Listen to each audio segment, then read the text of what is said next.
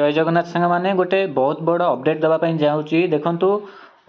जोटा कि होमगार्ड तो होमगार्ड जो समय मुख्यमंत्री आमर न्यूज डिक्लेयर कर सब यूट्यूब चैनल से समय ही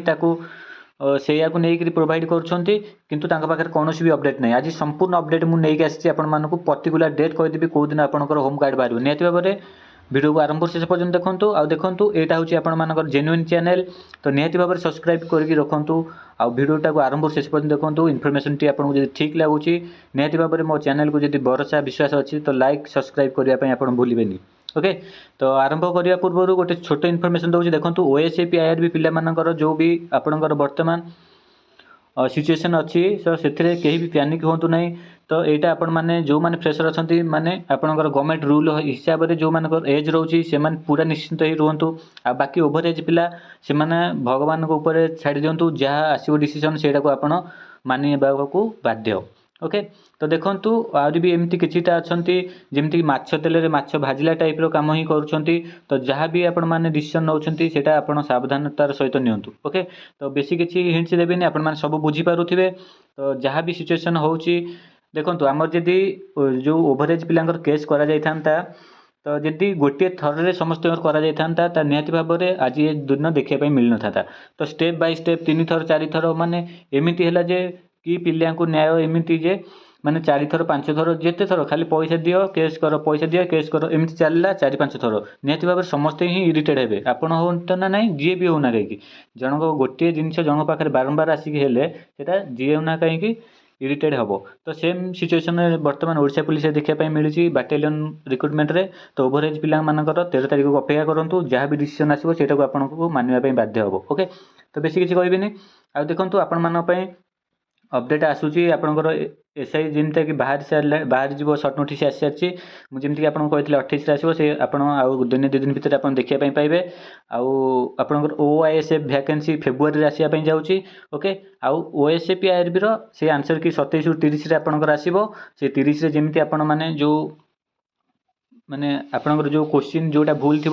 सेटा क्लेम करें ओके। तो फिजिकल जमी सबकि तार प्रोसेस रे ही हम ओके। तो आमर बर्तमान जो मानकर भी एग्जाम खराब होती कई मैंने मन खराब करतुनि कहीं मुझे अपडेट आनी सारी जोटा कि होमगार्ड 5000 पदवी ओआईएसएफ 4000 ରୁ 4300 पदवी ओआईएसएफ तो एतक आपण मैंने 10th पास पिला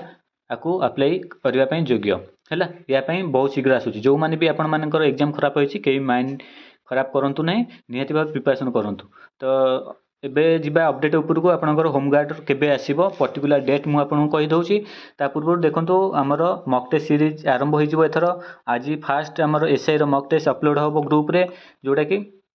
आउ 28 तारिख ठू आमर ओआईएसएफ पई मॉक टेस्ट आरंभ होई जिवो आउ 1 तारिख ठू आमर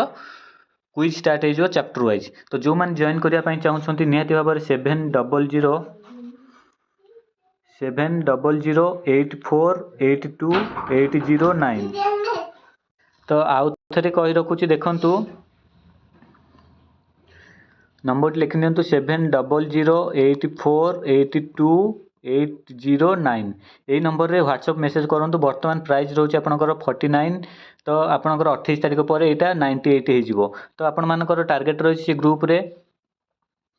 30 ରୁ 50 टी मॉक टेस्ट ओआईएसएफ रो दिया जिवो आउ एसआई रो 10 टी मॉक टेस्ट दिया जिवो आपनकर एग्जाम सरिला पूर्वरु। तो निहति भाबरे बहुत हेल्पफुल रहिबो तो आशा करछि आपण माने बुझी पारथुबे। तो एबे अपडेट उपर जिया आपण माने देखंतु जहाँ भी अपडेट मिली आपनकर होमगार्ड रो तो सेटा आपनकर जो देखुछंती जनवरी 7 आउ 8 मन रखंतु डेटटा पर्टिकुलर डेट कहूँ देखंतु आपण माने पर्टिकुलर डेट केही भी कहू नांती तो मु निहति भाबरे आपन पय अपडेट आनछि जनवरी 7 ରୁ 8 भितर आपण माने यार सर्ट नोटिस देखा पाइबे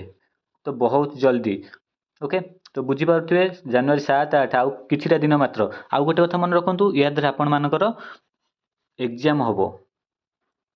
हैला जहाँ भी तार रिक्रुटमेंट प्रोसेस से आमर सर्ट नोटिस आसिले जानि परिबा किंतु एटा मन रखंतु या द्वारा आपनकर एग्जाम होबो